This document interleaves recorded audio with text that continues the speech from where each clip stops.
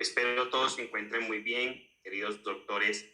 Vamos a iniciar nuestra revisión sobre lo que aprendimos esta semana en la segunda parte de patología renal. Entonces, recordemos que empezamos hablando sobre síndrome nefrótico y síndrome nefrítico.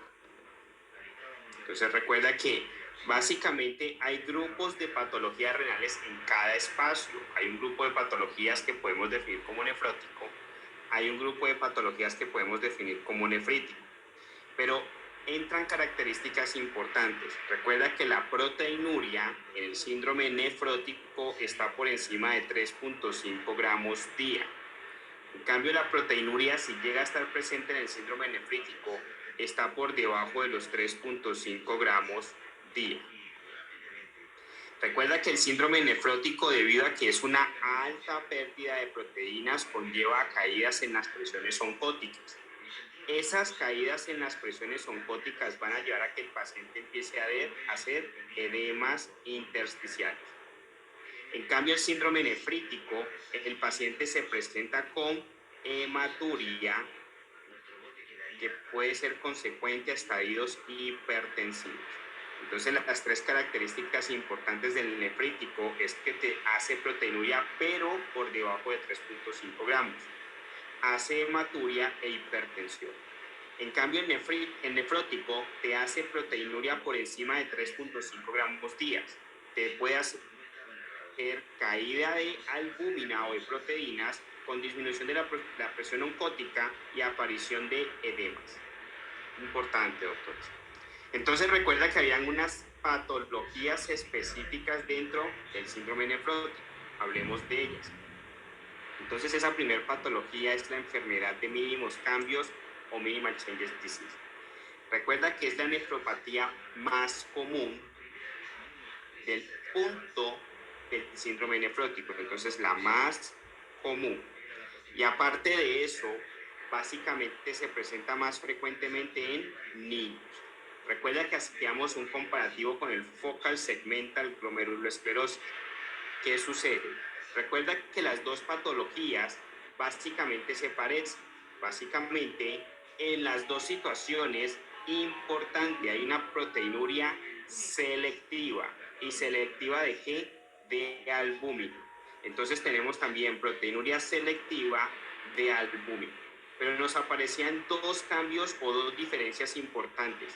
La minimal changes disease se da en niños. En cambio, la focal segmental glomerulosclerosis se da en adultos. Punto importante. Y la segunda diferencia importante, y lo coloco en rojo, el minimal changes disease mejora a la administración de esteroides. Al paciente le da esteroides y le va bien. En cambio, el focal segmental glomerulosclerosis no mejora con la administración de esteroides.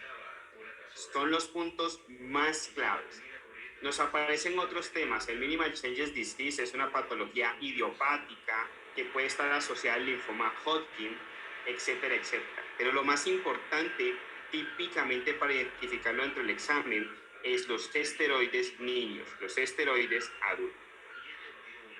Ahora, ¿qué sucede? Otra descripción importante dentro de la patología del síndrome nefrótico por enfermedad de mínimos cambios es la pérdida de los podocitos, la pérdida de los food processes, no lo olvides. Recuerda que tenemos una membrana hematorrenal formada por los podocitos, formada por la membrana capilar-endotelial y formada por la membrana basal. ¿Qué sucede? Estos podocitos de un momento a otro se aplanan. ¿Y por qué se aplanan estos podocitos? Básicamente por ataques de citoquinas. Entonces nos aparecen las características más importantes. Se da en niños, mejora el uso de esteroides, es selectiva de albúmina, la proteinuria, y hay un aplanamiento, una pérdida de los procesos de los podocitos, de los food processes. Importante. En contraste con el focal segmental glomerulosclerosis, que se ve muy parecida, recuerda, minimal changes disease es de niños. En cambio, el focal segmental glomerulosclerosis es de adultos. Es selectiva también, pero a diferencia del minimal changes disease, es de adultos y no mejora con los esteroides. Ahora, Recuerda que es importante tener atención a las palabras. Cuando nos dicen focal, segmental, es decir, un foco, un segmento del glomérulo se ha afectado.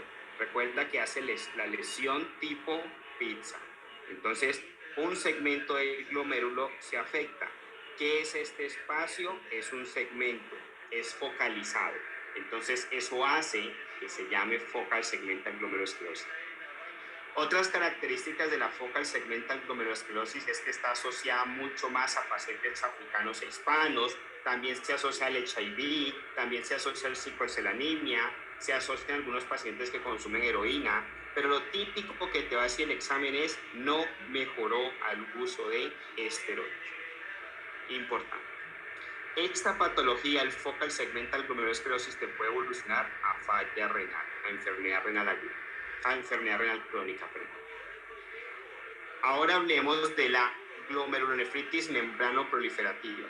Entonces recordemos la glomerulonefritis membranoproliferativa.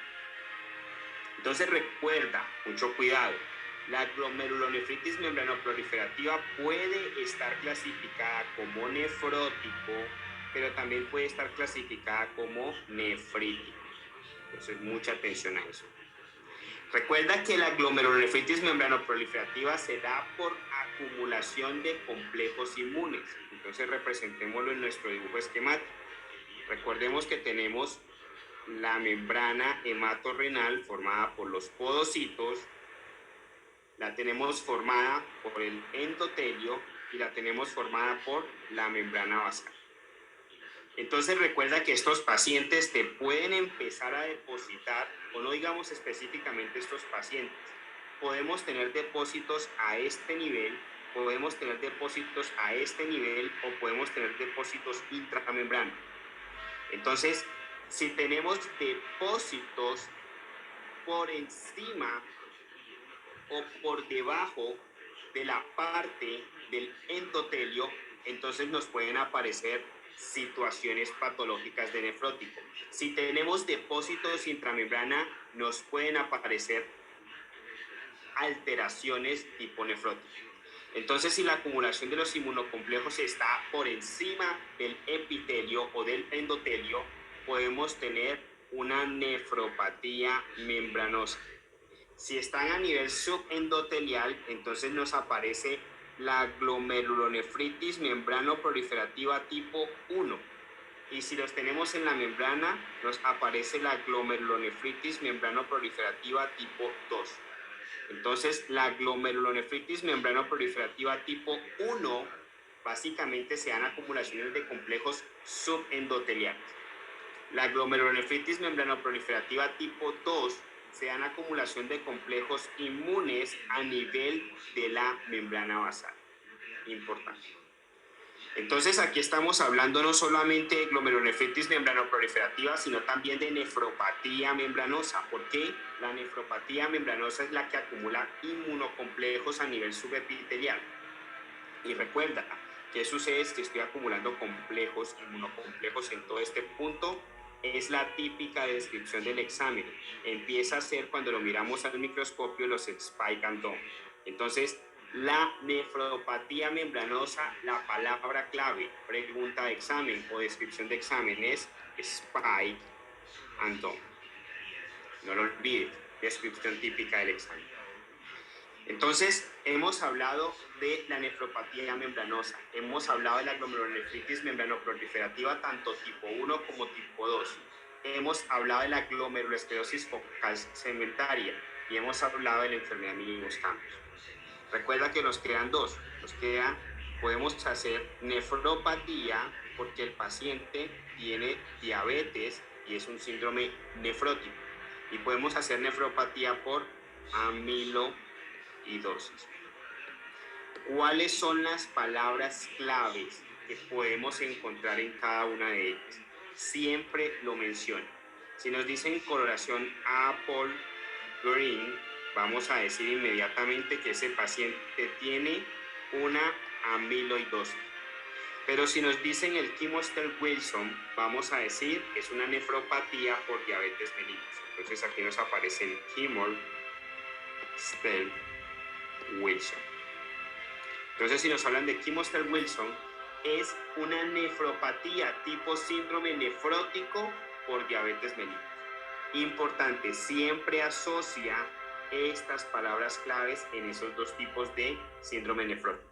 Entonces, recordemos, hablamos de la enfermedad de mínimos cambios, hablamos de la focal segmental glomerulosclerosis, hablamos de la glomerulonefritis membranoproliferativa, hablamos de la nefropatía membranosa, hablamos de la amiloidosis y hablamos del síndrome nefrótico por diabetes mellitus. Esas son las patologías que nos puede valorar el examen respecto a síndrome nefrótico. Y esas son las características más importantes que tenemos que tener en cuenta. Importantísimo. Ahora, hablemos de todo lo que nos concierne para recordar lo que estuvimos viendo sobre el síndrome nefrítico. Entonces, recuerda, cuando estamos hablando de síndrome nefrítico, nos caracteriza por proteinuria si está presente por debajo de 3.5 gramos día, hematuria e hipertensión. Recuerda que si el síndrome nefrítico se mira con proteinuria, tiene que ser por debajo de 3.5 gramos día. Si está por encima, es nefrótico. Entonces, miremos las patologías del síndrome nefrítico. Entonces, recordemos la primera, la glomerulonefritis post-estreptocóxica. Entonces, su nombre lo dice, después de una infección por estreptococo, el paciente te hace un estado de síndrome nefrítico. ¿Cuál es la palabra clave aquí? Que te hace los HOMS. Siempre que te mencione un paciente con alteraciones renales y que dicen que al microscopio le están viendo HOMS, vas a decir eso es una post-strep glomerulonefritis o glomerulonefritis post-streptocóxica. Típico. Recuerda que esa glomerulonefritis post-streptocóxica le puede dar a los niños, pero también le puede dar a los adultos. Mucho más frecuente en niños, pero a los adultos también les puede dar. Básicamente, si esto se genera en un paciente adulto, básicamente ese paciente puede evolucionar a Rapid Progressive Glomerulonefritis. Pregunta de examen. Entonces nos aparecen dos tipos de síndrome nefrítico, el post-strep glomerulonefritis y la Rapid Progressive Glomerulonefritis. Entonces es importante tener claro eso. Pero ¿por qué nos puede aparecer esta glomerulonefritis de rápida progresión? Básicamente porque tuvo un paciente adulto una glomerulonefritis post-streptocóxica. Y recuerda, pregunta fija de examen, Rapid Progressive Glomerulonefritis. Te lo van a preguntar. ¿Por qué? Primera posibilidad de pregunta, ¿aparece como complicación a qué patología? A la post-strep glomerulonefritis. ¿En quién? En los adultos. Segunda posibilidad de pregunta, ¿cuál es la formación y el tipo de formación que genera la Rapid Progressive Glomerulonefritis? Entonces no lo olvide, es una formación creciente. Es una formación que lo denominamos creciente. ¿Y eso por qué se genera? Recuerda, tenemos túbulo contorneado proximal, asa, túbulo contorneado distal y el túbulo colector. Si viéramos una porción de un túbulo que se está afectando por el Rapid Progressive Glomerulonefritis, que está haciendo una formación creciente, lo que veríamos en ese túbulo básicamente sería que se está generando un proceso de atracción inflamatoria. Y recuerda, el proceso de atracción inflamatoria atrae neutrófilos, leucocitos, macrófagos, plaquetas, etcétera, etcétera. Entonces, cuando estas plaquetas básicamente se empezaron a depositar, también activaron una cascada de coagulación secundaria o la cascada de coagulación propiamente dicha. ¿Y eso qué va a generar al final? Fibrina. Entonces, toda esa fibrina se va a empezar a acumular. Básicamente se empiezan a acumular hilos de fibrina y se empiezan a acumular macrófagos. Recuerda que los macrófagos llegan para debridar.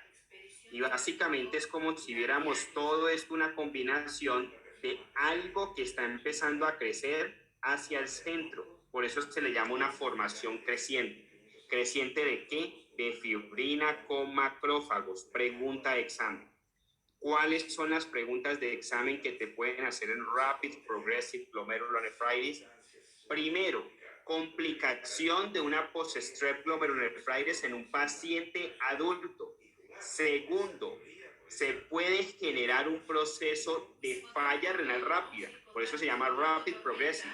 Básicamente es una glomerulonefritis rápida y progresiva que empieza a generar dentro de los túbulos una formación creciente ¿de qué? De fibrina y macrófagos. Pregunta de examen. No lo olvides, la glomerulonefritis postestreptocóxica, el típico o la típica descripción son los HOMS, pero clínicamente es muy evidente, paciente niño, por lo general dentro de la pregunta, que tuvo una infección por strep y ahora el niño te está haciendo falla renal y evidencia microscópicamente HOMS, tú vas a decir a ojo cerrado que es una post-strep glomerulonefritis. Recuerda, si eso le está dando a un adulto, ¿cómo se complica? Se complica a Rapid Progressive Glomerulonefritis, glomerulonefritis de rápida progresión. ¿Y qué es la característica de la glomerulonefritis de rápida progresión? Las formaciones crecientes en el glomérulo de fibrina y macrófagos. Pregunta examen. También estuvimos hablando del síndrome de Alport. Entonces recuerda, el síndrome de Alport es una buena pregunta desde el punto de vista de bioquímica. Estuvimos explicando de que tenemos 4 tipos de colágeno. Entonces tenemos el colágeno tipo 1, el colágeno tipo 2, el colágeno tipo 3 y el colágeno tipo 4. Recuerda que entre el colágeno más aumente el número, digámoslo que en este caso entre más empecemos a bajar, se va volviendo un colágeno más delgado. El colágeno tipo 1 es bastante grueso. El colágeno tipo 2 es grueso, pero un poco menos. El colágeno tipo 3 ya se empieza a colocar delgado y el colágeno tipo 4 ya se pone como lineal. El colágeno tipo 4 que forma membranas basales. El colágeno tipo 1 que forma hueso. ¿Qué pasa si alteramos el colágeno tipo 1? Aparece la osteogénesis imperfecta. Pacientes niños con escleras azules que se fracturan a cada rato, dañado el colágeno tipo 1. ¿Qué pasa si dañamos el colágeno tipo 4? Alteramos la membrana basal y aparece el síndrome de Alport. ¿Qué es el síndrome de Alport? Es una alteración en el colágeno tipo 4 que genera alteraciones de la membrana basal y se asocian a sordera y ceguera. Como se daña la membrana basal, se daña y se altera la membrana de filtración hematorrenal. Y como se altera la membrana de filtración hematorrenal, estos pacientes empiezan a hacer hematuria. ¿Cuál es la triada típica que te va a decir el paciente o el examen respecto a síndrome de Alport? Sordera, ceguera y falla renal con hematuria. ¿Qué vas a decir? Es un síndrome de Alport por daño del colágeno tipo 4. Ese daño del colágeno tipo 4 se da como una patología ligada al X, no lo olvidemos.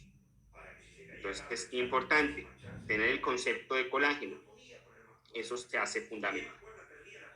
Ahora nos aparece otra patología que es la nefropatía tipo IgA. Recuerda, no lo olviden, esto es un concepto que te va a evaluar el examen, en donde está principalmente, no únicamente, en mayor cantidad y principalmente la inmunoglobulina A en las mucosas. ¿Cuáles son las principales mucosas de nuestro cuerpo? La respiratoria y la gastrointestinal. Entonces, si nosotros tenemos una infección respiratoria o gastrointestinal, ¿cuál es la primera inmunoglobulina que va a responder? La IgA. Entonces, niños típicamente que te hacen infecciones respiratorias o gastrointestinales hacen una exageración en la respuesta y forman complejos inmunes de inmunoglobulina A, los cuales se depositan en el mesangio renal. Y cuando se depositan en el mesangio renal, empiezan a producir una nefropatía por síndrome nefrítico. Importante. Entonces, cada que te digan que un niño te hizo alguna infección respiratoria gastrointestinal y ahora te está haciendo manifestaciones renales, vas a decir que es una nefropatía IgA. Nos aparece también la nefropatía por Goodpasture. Y cuando te van a evaluar Goodpasture, esto hace síndrome nefrítico. ¿Por qué? Porque te hace hematuria. Te van a querer confundir con Wenner. No te dejes confundir, a pesar de que parecen muy parecidos. No te dejes confundir. ¿Qué sucede? Básicamente, en las patologías, en estos tipos de patologías, hay una respuesta inmunitaria y esa respuesta inmunitaria es la que está llevando a la presentación patológica. Entonces recuerda, tenemos los podocitos, tenemos la membrana endotelial y tenemos la membrana basal. ¿Qué sucede? Básicamente estos pacientes con Goodpasture empiezan a hacer ataque de forma lineal a la membrana basal. Pero ¿qué sucede? En el Wenneger, recuerda siempre el dibujito del paciente que hace el ataque en forma de C. Entra y ataca la nasofaringe, ataca los pulmones y ataca los riñones. Entonces, te está atacando nasofaringe, pulmones y riñones. ¿Qué hace ese paciente? Hace sangrado nasofaríngeo, te hace hemoptisis y te hace nefritis que se presenta con hematuria. Ahora, ¿qué te hace el paciente con Goodpasture? También te hace hemoptisis y también te hace hematuria, pero no te hace alteraciones o ataques nasofaríngeos. Primer distinción. Entonces se parece porque el examen te va a mencionar hemoptisis, hematuria siempre, pero mira si en alguna parte dice sangrado nasofaríngeo. Si no dice sangrado nasofaríngeo, empiezas a pensar en Goodpasture, pero te quiere llenar más de motivos. El paciente con Wenneger te hace CIANCA. En cambio, el paciente con Goodpasture te hace anticuerpos de ataque contra la membrana. Entonces, no hace CIANCA, pero hace anticuerpos contra la membrana. En cambio, Wenneger no te hace anticuerpos en contra de la membrana, pero sí te hace CIANCA. Importantísimo, doctor. Entonces, es necesario tener claro esos aspectos para nuestro examen. Ahora, pasemos a la parte de cálculos renales. Coloquemos aquí cálculos renales. Entonces recordemos que cuando estuvimos hablando sobre cálculos renales, básicamente los dividimos en 4. Hablamos que tenemos los cálculos de oxalato de calcio, coloquémoslo completo, oxalato de calcio. Tenemos los cálculos que están formados de amonio, magnesio y fosfato. Tenemos los cálculos formados de ácido úrico y tenemos los cálculos de cisteína. Entonces, básicamente, tenemos que tener claro que el examen muy frecuentemente pregunta oxalato de calcio, amonio, magnesio y fosfato. Y puede preguntarnos respecto a la radioopacidad o a la radiolucidez que generan los cálculos. Recuerda, todos los cálculos son radiopacos, pero hay uno que es radiolúcido, que son los de ácido úrico. Entonces, estos son radiolúcidos. Entonces, no te los aprendas, simplemente parte del principio de que todos son radiopacos. ¿Cuál es radiolúcido? El de ácido úrico. Ahora, ¿cuál es el más común? El más común es el de oxalato de calcio. Entonces, este es el más común. Por lo tanto, es uno de los más evaluados junto con el de amonio, magnesio, fosfato, que lo denominamos también Stack-Horn. Ahora, ¿a qué patologías podemos asociar los cálculos por oxalato de calcio? Pregunta de examen. Entonces, cualquier estado que haga hipercalcemia, cualquier estado que nos pueda hacer hipercalciuria. Entonces, cualquier aumento de calcio excesivo en sangre o cualquier aumento excesivo de calcio en orina puede hacer cálculos de oxalato de calcio. Y pregunta de examen, ¿está asociada a la enfermedad de Crohn? ¿Qué le damos a estos pacientes? Les vamos a dar hidroclorotiazida, le vamos a aumentar los cítricos, le vamos a bajar los oxalatos. ¿Y cómo le bajamos los oxalatos? Bajándole las proteínas. Importante. Pregunta de examen, doctores. Los cálculos tipo Stackport o los cálculos formados de amonio, magnesio y fosfato. ¿Por qué es pregunta de examen? Porque estos cálculos están asociados a las infecciones del tracto urinario por gérmenes que sean ureasa positivo y sobre todo nos evalúa el Proteus. Paciente que tiene infección por Proteus te puede hacer cálculos de amonio, magnesio, fosfato. ¿Qué sucede? Imaginemos que este es el riñón. Imaginemos que más o menos así viene la forma del riñón. ¿Qué sucede? Todo este espacio se empieza a llenar de amonio, magnesio y fosfato inducido por el Proteus y se forma un cálculo gigante. Ese cálculo tiene forma de Stackhorn, por eso se le denomina de esa forma. Como el cálculo es tan grande, no se puede eliminar de forma médica por expulsión, entonces a estos pacientes hay que llevarlos a cirugía y debes de tratar la infección subyacente. Pregunta de examen. Cálculos de oxalato, cálculos de amonio, magnesio y fosfato. ¿Cuál es el único radiolúcido? El de ácido úrico. Todos los demás son radioopacos.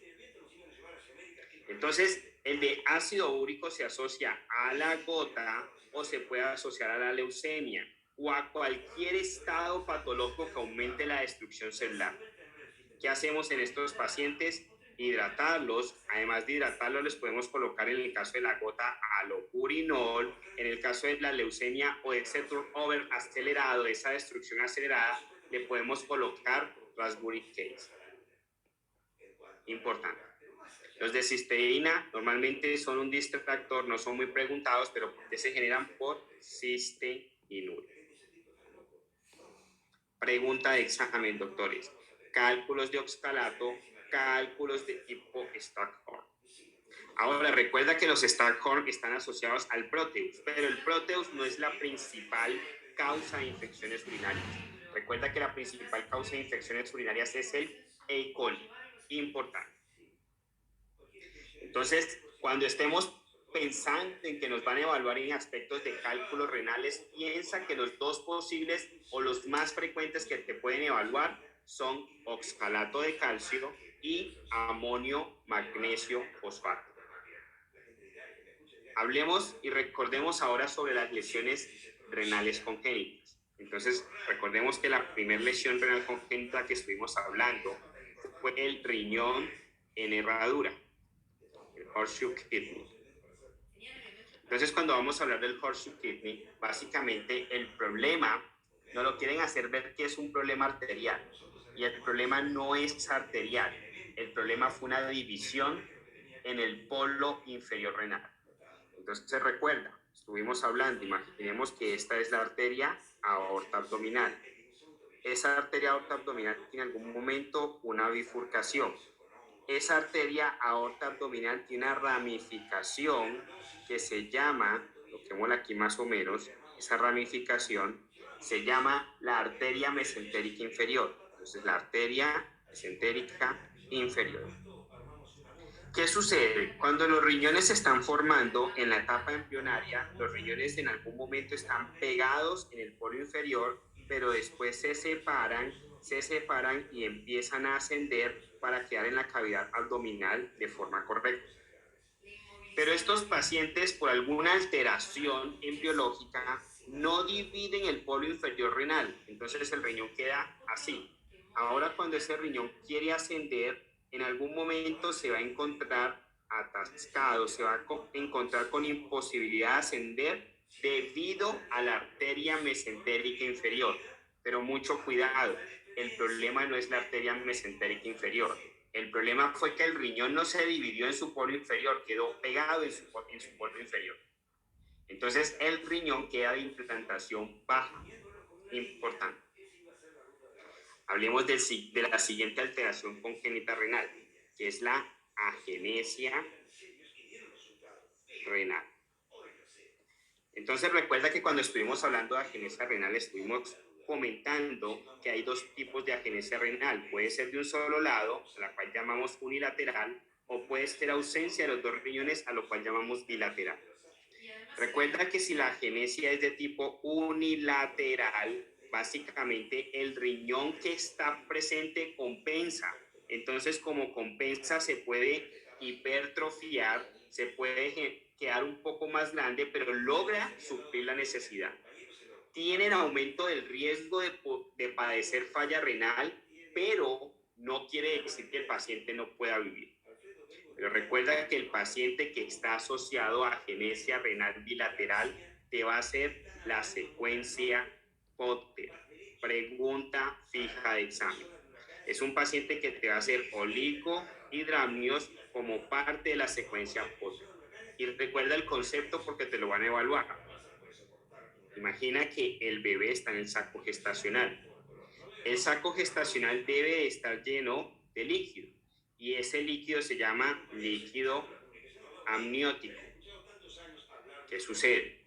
El bebé está feliz, está contento, nadando en ese líquido amniótico. Pero ¿de dónde viene ese líquido amniótico? Viene de lo que el bebé orina, es decir, todos estuvimos nadando en nuestros propios orines. Nuestros orines estaban produciendo el líquido amniótico y el líquido amniótico es un indicador de bienestar fetal cuando se está formando el bebé. Ahora, el bebé orina, entonces hagamos la representación completa.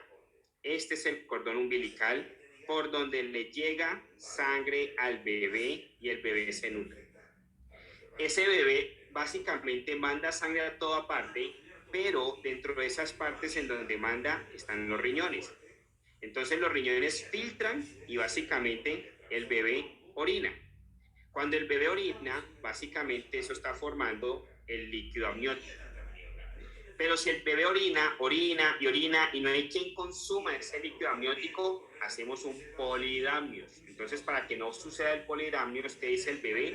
Yo me voy a tragar parte de ese líquido amniótico para mantenerlo regulado. Entonces, ahí es donde aparece el cerebro del bebé. ¿Quién controla esta deglución? El cerebro. Por lo tanto, los bebés que tienen anencefalia no pueden deglutir. Al no poder deglutir, sigue recibiendo la nutrición por el cordón umbilical, sigue filtrando el riñón, sigue orinando, pero como no puede deglutir, produce polihidramnios. Entonces, la anencefalia lleva al estado de polihidramnios. La atresia esofágica lleva a polihidramnios porque no hay deglución. El bebé intenta deglutir y todo lo devuelve debido a que el polo superior está apartado del polo inferior esofágico. Ahora, ¿qué sucede en aspecto de agenesia renal?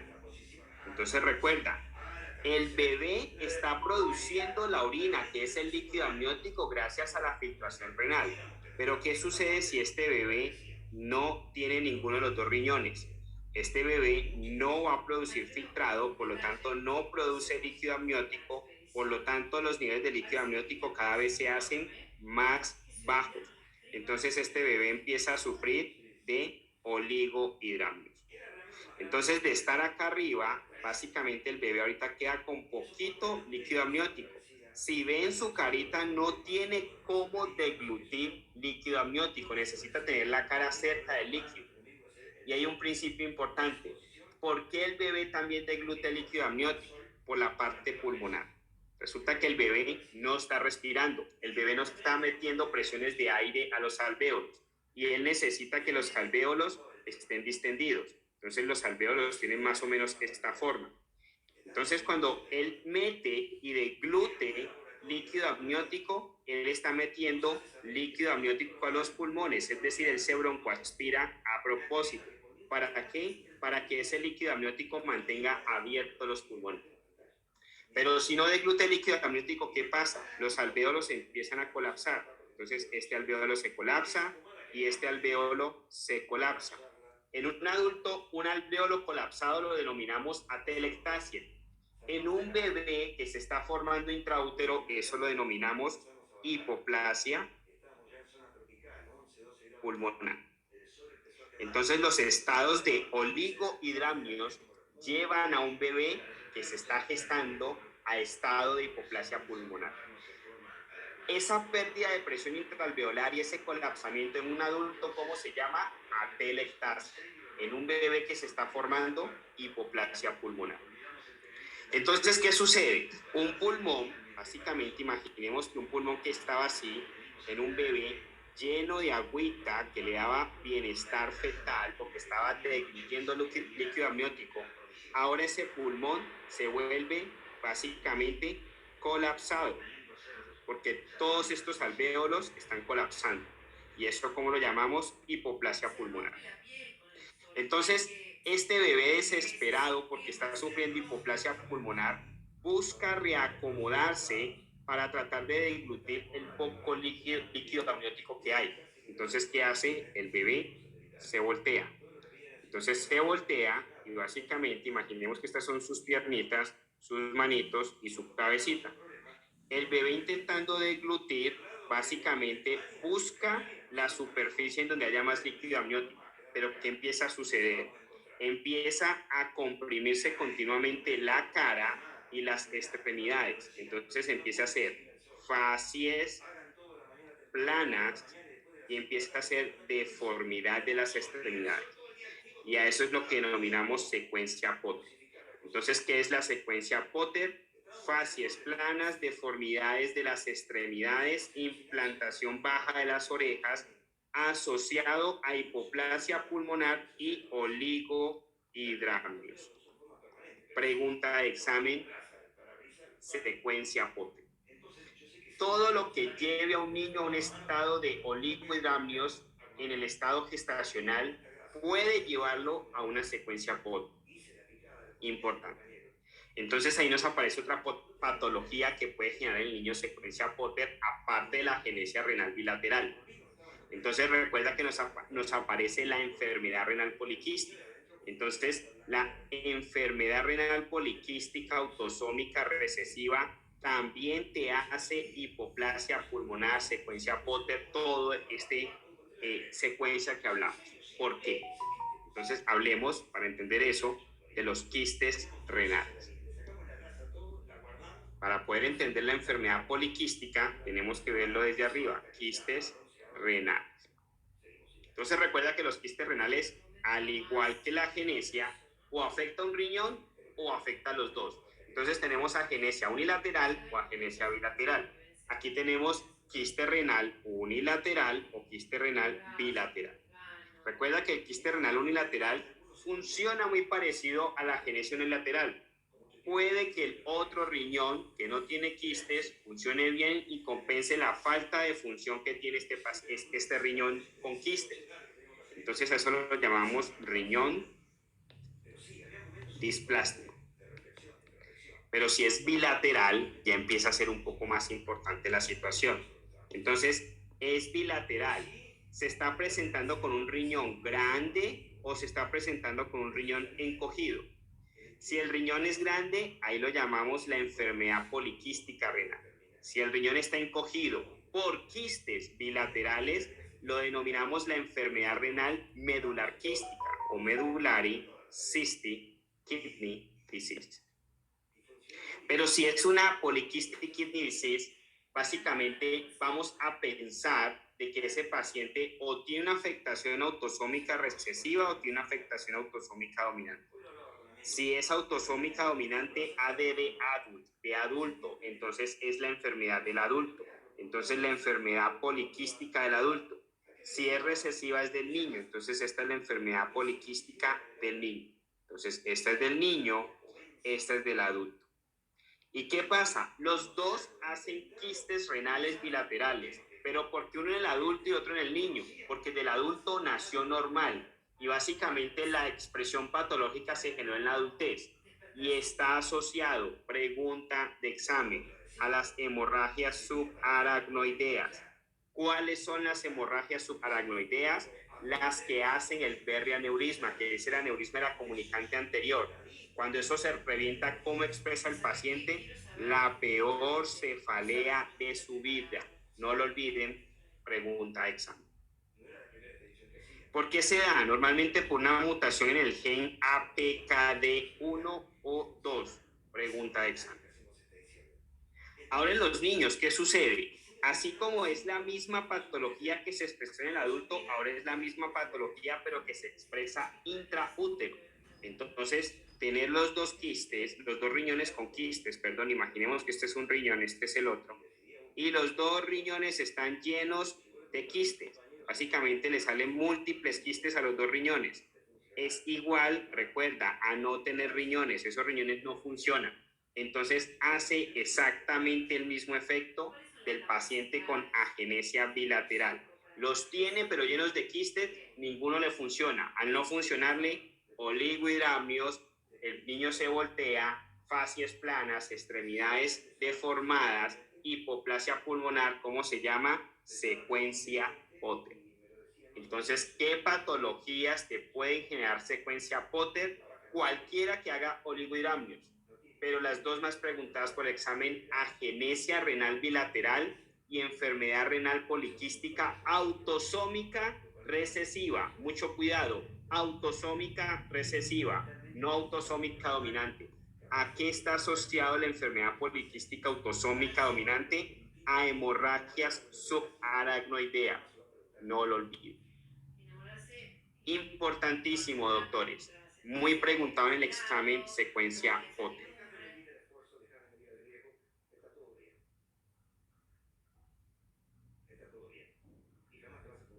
Vamos a hablar ahora sobre algunos tumores renales que son importantes para nuestro examen. Entonces, ese primer tumor renal es el renal cell carcinoma. Entonces, recordemos que cuando estamos hablando del renal cell carcinoma, es el tumor más importante, es el más frecuente que nos puede valorar el examen. Entonces, recuerda que hay unas características específicas. Es un tumor epitelial. Es un tumor que causa hematuria con masa, un aspecto de masa abdominal en los flancos. Normalmente causa un síndrome paraneoplásico que es por elevación de la eritropoyetina. Entonces esto lleva a policitemia. Entonces el paciente se presenta con policitemia. Recuerda que en una complicación, la más evaluada por el examen varicocele. Y el aspecto que es lo más frecuente como se describe en el examen, que es un aspecto de una masa que parece tejido adiposo. Es una masa amarilla. Importante. Entonces, recuerda, tenemos que evaluar por qué se genera el varicocele. Entonces, recordemos, tenemos el riñón de un lado, el riñón del otro. Este es el izquierdo, este es el derecho. Recuerda que ambos riñones van a drenar en la vena cava. Entonces, esta es la vena renal derecha, esta es la vena renal izquierda. Ambos drenan en la cava a través de las venas renales, vena cava inferior. Pero recuerda que también tenemos las gónadas. Y esas gónadas, básicamente, al lado izquierdo va a drenar en la renal. Al lado derecho va a drenar en la vena cava inferior. Entonces, ¿qué sucede si un paciente tiene un renal cell carcinoma del lado izquierdo? Entonces, básicamente se forma esa masa en el lado izquierdo, hace metástasis a la vena renal, invade la vena renal y cuando la sangre quiere drenar por la vena espermática hacia la vena renal izquierda, se bloquea. Entonces, todo el flujo se devuelve y empieza a estancarse en el testículo. Y a eso se le denomina varicocele. Pregunta de examen. No lo olvides, pregunta de examen o descripción. ¿Cómo es una masa amarilla que aparenta ser qué? Tejido adiposo. Normalmente esto se genera por una alteración en el gen VHL, lo cual hace que se aumenten los factores de crecimiento. Pregunta de examen, carcinoma de células renales. Recuerda que también hablamos de otro cáncer que se llama el tumor de Wilms. Entonces el tumor de Wilms, que también es llamado nefroblastoma. Entonces, tumor de Wilms o nefroblastoma se define como lo mismo. Entonces, básicamente, el carcinoma de células renales es el más frecuente y es en los adultos. El tumor de Wilms es el más frecuente en los niños. Importante. El tumor de Wilms es un tumor maligno. El carcinoma de células renales es un tumor maligno. Importante. ¿Por qué se da el tumor de Wilms? Así como aquí se genera una alteración en el gen VHL, en el tumor de Wilms se genera una alteración en el gen WT1. Importante. Y recuerda que estos niños se presentan con hipertensión, se presentan con hematuria. Entonces eso nos hace creer que es un síndrome nefrítico. Pero aparte de eso, este paciente tiene una masa y es un niño. Y se clasifica en varias o se presenta en varias situaciones sindrómicas, pero las más frecuentes o el más frecuente es el WAGR. Cuando el paciente se presenta con WAGR, eso es un acrónimo. W de Wilms, A de aniridia, G de genital, anormalidades genitales, y R de retraso, retraso mental. Importante. Pregunta superfija de examen. Carcinoma urotelial y el squamous cell carcinoma de la vejiga. Pregunta superfija de examen los dos. Los dos se producen en la vejiga. Los dos se producen en el tracto urinario inferior, vejiga. Punto importante. ¿Cuál es la situación? Todos los cánceres están asociados a fumadores, a pacientes que se exponen al humo del cigarrillo. Esto no son la excepción, pero típicamente el carcinoma urotelial te lo asocian a la naftalina y a los tintes. Entonces, típicamente te hablan de un paciente que trabajó en fábricas de plástico, en donde trituraban el plástico y calentaban el plástico, y esto generaba uso de naftalina. Pregunta de examen. Está también asociado a la ciclofosfamida. El squamous cell carcinoma de la vejiga, pregunta de examen, está asociado al esquizostoma, es decir, a la esquistosomiasis. Y típicamente, ¿en dónde se presenta esto? Es un paciente militar que estuvo en el Middle East, en el Medio Oriente, y estuvo bañando en un lago y ahora tiene síntomas urinarios. Importante. Normalmente se presentan los dos, el carcinoma urotelial, sobre todo el carcinoma urotelial, con hematuria no dolorosa. Importante. Entonces, cada que te hablen de carcinoma urotelial, piensas en la vejiga, exposición a naftalina o tintes, también se asocia a la ciclofosfamida. Cada que te hablen de squamous cell carcinoma de la vejiga, piensa en esquistosomiasis. Pregunta fija de examen. Hay otro cáncer que se denomina el oncocitoma renal, pero además que un cáncer se puede tomar como una masa benigna. Entonces hablemos de él.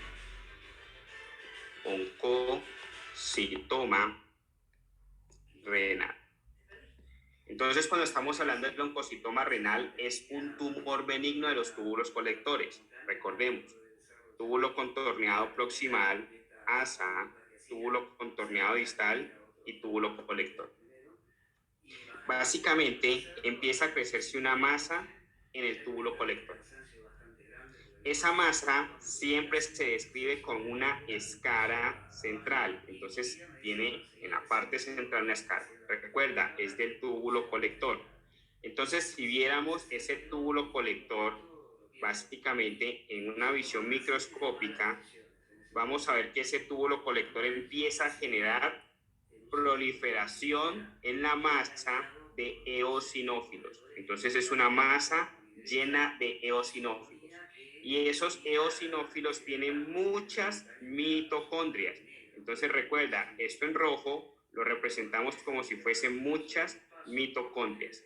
Entonces la característica del oncocitoma renal es que es un tumor benigno de los túbulos colectores con presencia de escara central.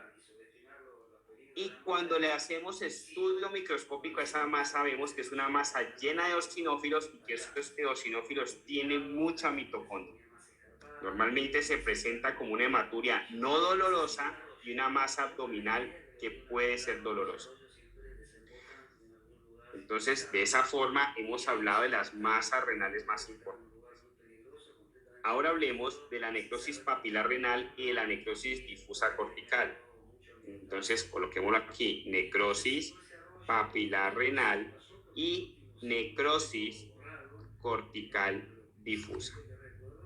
Entonces, si notamos, en las dos patologías hay necrosis, en una en las papilas, en otra en la corteza. Entonces, recuerda que dividimos ese riñón en tres capas. Hablamos que tenemos una capa que se llama la cápsula, otra capa que se llama la corteza y otra capa que se llama la médula, en donde están las papilas.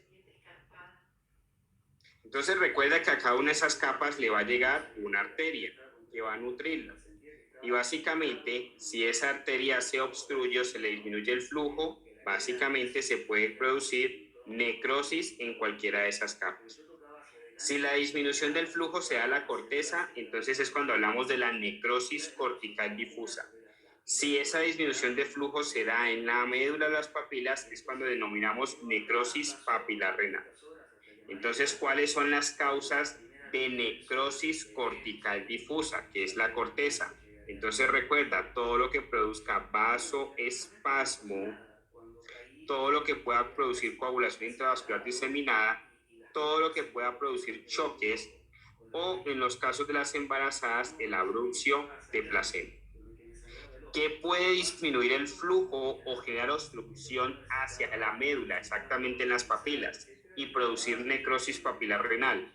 Entonces, básicamente nos aparece el sickle cell anemia, que es la anemia de células falciformes, la pielonefritis, nos aparece el consumo crónico de antiinflamatorios no esteroideos y nos aparece la diabetes y los estados de trombosis. Importante. ¿Cómo se manifiestan estos pacientes? No lo olvidemos, que hacen hematuria con proteinuria en algunas situaciones.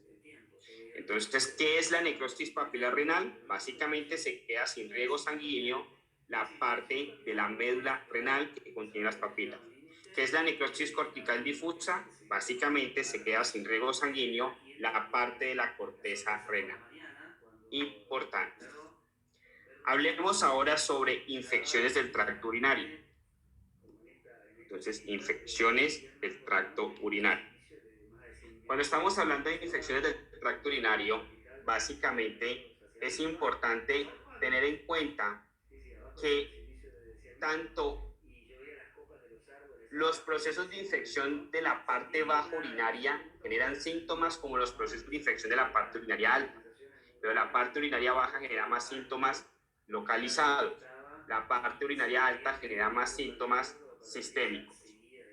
Importante. Entonces, en ese orden de ideas, clasificamos esto en cistitis y en pielonefritis. A su vez, la pielonefritis lo podemos subclasificar en pielonefritis aguda o en pielonefritis crónica. Recuerda, en general, las infecciones del tracto urinario, el germen número 1 es el E. coli, pero puede estar seguido del saprophyticus, de la Klebsiella y del Proteus. Normalmente por E. coli se producen el 80% o un poco más de las infecciones urinarias y todos los demás más o menos el 20%. Recuerda que cuando te hablan de Staphylococcus saprophyticus lo asocias a mujeres sexualmente activas en donde el E. coli no es una opción, porque aún en esas mujeres sexualmente activas que tienen riesgo de Staphylococcus saprophyticus, la causa número 1 es el E. coli. Y en los pacientes que tienen cálculos renales tipo Stackport, asocias el Proteus, no lo olvides. Ahora, entonces la cistitis hace síntomas localizados. En cambio, la pielonefritis hace síntomas sistémicos. ¿Cuál es el síntoma sistémico más patognomónico? La fiebre.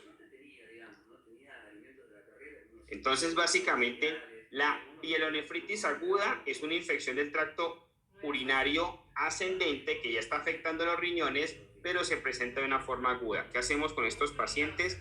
Darle tratamiento antibiótico. ¿Cómo se presenta? Con CAS de glóbulos blancos en el uroanálisis. Síntomas sistémicos como la fiebre, le das antibiótico. En cambio, la crónica es una aguda repetición y recuerda que aparece algo típico en estos pacientes que se denomina tiroidización renal. Recuerda, normalmente para que un paciente esté haciendo pielonefritis agudas repetidamente tiene que haber factores predisponentes, cálculos, reflujo, hiperplasia prostática benigna, instrumentación de la vía urinaria, etcétera, etcétera. Tiene que haber algo que lo predisponga a hacer eso repetidamente. Importante. Entonces no olvides, doctor, cada que estemos hablando dentro del examen, cada que el examen te esté hablando de infección urinaria, la causa número 1 es E. coli. Si te dicen Staphylococcus aurophyticus, mujer joven sexualmente activa. Si te dicen Proteus mirabilis, piensa en cálculos. Ahora, una de las evidencias que podemos encontrar en el uroanálisis son los CAST. Entonces, hablemos de estos CAST. Recuerda que los CAST son cuerpos cilíndricos. Entonces, tenemos CAST que pueden ser de glóbulos rojos, tenemos CAST que pueden ser de glóbulos blancos, tenemos CAST que pueden ser de grasa, tenemos CAST que pueden ser granulares. Entonces recuerda, es importante diferenciar cada uno de ellos. ¿Qué te puede generar sangrado dentro del túbulo? Entonces las hematurias. Entonces básicamente representemos ese túbulo. Imaginemos que esto es un túbulo, este es otro túbulo, este es otro túbulo y este es otro túbulo. Entonces, básicamente, imagina que los CAS de glóbulos rojos te lo genera todo lo que lleve sangrado dentro del túbulo, que genera acumulación de glóbulos rojos muertos que forman el cuerpo cilíndrico. Ese cuerpo cilíndrico después se orina y en el uroanálisis se ve como un cuerpo cilíndrico. ¿Qué nos puede generar sangrado? Entonces, ese sangrado básicamente nos lo puede generar el síndrome nefrítico. Recuerda que el síndrome nefrítico se expresa con hematuria o las crisis hipertensivas. Ahora, ¿qué nos puede generar atracción de glóbulos blancos? Es decir, que glóbulos blancos se empiecen a meter aquí y eso forme un cuerpo cilíndrico. Todo lo que genere inflamación. Recuerda que básicamente los glóbulos blancos, leucocitos neutrófilos, se atraen por procesos inflamatorios. Entonces podemos encontrar ahí los procesos infecciosos, podemos encontrar los rechazos de trasplantes o la acute interstitial nephritis. Entonces, cuando tenemos un reporte de CAST de glóbulos blancos, pensemos siempre en inflamación. Los de grasa típicamente lo denominamos cuerpos ovales. ¿Y en dónde los vemos? Normalmente en el síndrome nefrótico. Entonces, básicamente aquí se está metiendo un cuerpo o varias células adiposas que forman un cuerpo oval, que es un CAS de grasa. El más preguntado, el granular. Recuerda que el granular se debe a estados de hipoperfusión. Recuerda que ese epitelio está siendo perfundido por alguna arteria. Si por alguna razón bajamos el flujo de sangre a esa arteria o paramos el flujo de sangre a esa arteria, todo este tejido que epiteliza la parte interna del túbulo se muere. ¿Qué pasa con ese epitelio? Se empieza a acumular aquí células muertas y eso que empieza a formar un CAST. Ese CAST se orina y básicamente nos lo reportan como el Mori Brown CAST. Pregunta de examen. ¿Eso qué es? Un cuerpo cilíndrico lodoso de aspecto de barro. Punto importante, el que te preguntan típicamente es el granular, que es el que se da en la acute tubular necrosis. Importantísimo. Entonces recuerda que tener claro y en cuenta los cuerpos cilíndricos da importancia en la interpretación de la patología que nos están queriendo evaluar. Hablemos ahora de la enfermedad renovascular. Entonces recuerda que la enfermedad renovascular es vascular, pero también es hormonal y endocrina. ¿Qué sucede? Recuerda que tenemos enfermedad renovascular unilateral y tenemos enfermedad renovascular bilateral. Básicamente, En una hay afectación de un riñón, en la otra hay afectación de los dos riñones. Entonces representémoslo. Tenemos un riñón aquí, otro riñón acá, un riñón aquí, otro riñón acá. Los riñones reciben flujo de sangre, pero en este caso se va a afectar solamente un lado. En este caso se afectan los dos lados. ¿Cuáles son las principales causas de enfermedad renovascular? La ateroesclerosis y la displasia fibromuscular. Importante. Entonces el paciente te hace displasia fibromuscular, básicamente hace como una contracción, hace una reducción del radio del vaso. O el paciente te hace aterosclerosis, pues básicamente te está obstruyendo el flujo de esa arteria. Importante. Entonces, ¿qué sucede si disminuimos el flujo al riñón? Entonces, cae el flujo, cae el volumen, esa caída de volumen lleva a caída de la filtración. ¿Qué pasa si cae la filtración? El riñón piensa de que hay una hipovolemia y ahí mismo activa el sistema renina-angiotensina-aldosterona. ¿Qué hace la renina y la angiotensina? Genera más vasoconstricción en el vaso sanguíneo. Más cae el flujo, más cae la filtración, más se activa el sistema renina-angiotensina-aldosterona y se empeora más el tema. ¿Qué hace la aldosterona? Recuerda que va al túbulo colector y lo que hace es retener sodio. Al retener sodio retiene más agua, se aumenta más el volumen, pero cae el flujo, porque el flujo depende del radio del vaso sanguíneo. Entonces, más líquido retenido, más hipertensión. Entonces, por eso se denomina enfermedad renovascular. Típica pregunta de examen. Esta reducción de flujo en el riñón afectado lleva a que el riñón se atrofie, entonces este riñón se pone más pequeño y lleva a que los niveles de renina en ese riñón se aumenten. En el riñón que está normal se caen compensatoriamente. Entonces, básicamente, ¿cómo se ve la enfermedad renovascular unilateral? Caída de flujo en el riñón afectado, lo cual lo lleva a atrofia. Aumento de renina en forma compensatoria. Y también en forma compensatoria se disminuyen los niveles de renina en el riñón que le llega adecuado flujo. Ahora, ¿cómo se ve en la bilateral? Pues básicamente el riñón no está filtrando en ninguno de los dos lados. ¿Eso qué hace? Aumenta la creatinina, aumenta el boom, y normalmente esos aumentos de creatinina y boom se ven mucho más pronunciados cuando al paciente se le da ACE inhibitors. Si el paciente no te está filtrando, está acumulando líquidos, entonces el paciente te hace hipertensión refractaria. Y como está acumulando líquidos, llega el momento que te empieza a hacer edema pulmonar. Importante.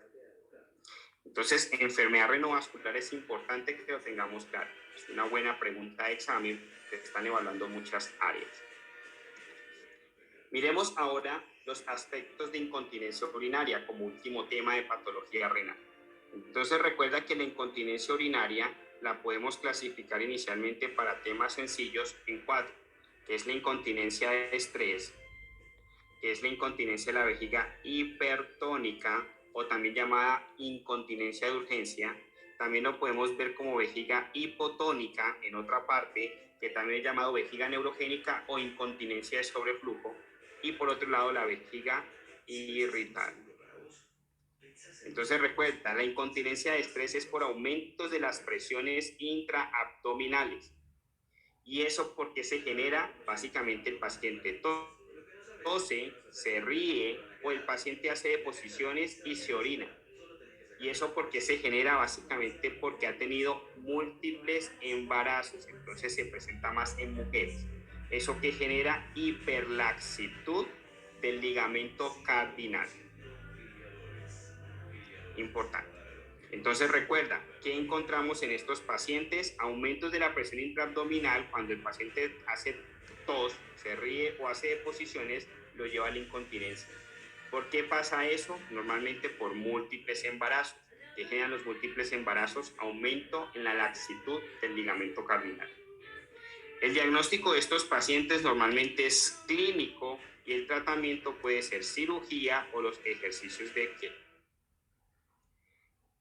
La incontinencia por urgencia o también llamada vejiga hipertónica se genera por espasmos del músculo detrusor de la vejiga. Entonces, recuerde, imagina una vejiga que debe estar así, pero ahora tiene un músculo que todo el tiempo la quiere contraer. ¿Qué genera eso? Que la vejiga esté mucho más pequeñita. Entonces, eso hace que se llene más rápido y empieza a generar goteo. Entonces, es una incontinencia de alta frecuencia y de bajos volúmenes. Como se llena más rápido, básicamente el paciente tiene que ir más frecuentemente al baño, pero orina de a poquitos, porque la vejiga está pequeñita de la contracción que tiene por el estado espástico del músculo detrusor. ¿Cómo se diagnostica esto? Por cistometría. ¿Y qué se le hace al paciente? Se le dan relajantes, antiespasmódicos. ¿Cuál? La oxybutina. Pregunta de examen. Ahora, si tú le das a un paciente excesivamente oxybutina tratando una hipertónica, una vejiga hipertónica, lo puedes llevar a una vejiga hipotónica por exceso de oxybutina.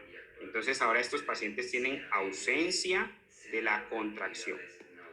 Entonces, a esos pacientes hay que buscar darles inducir espasmo. Entonces, se les da betanechol. Importante. Pero ¿en qué otros pacientes? Recuerda que esta vejiga hipotónica también se puede denominar neurogénica o de sobreflujo. Sobreflujo, por ejemplo, en la hiperplasia prostática benigna. Neurogénica, por ejemplo, en la esclerosis múltiple. Entonces es importante que tengas en cuenta eso. Y la vejiga irritada básicamente se da porque el paciente tiene algún proceso inflamatorio.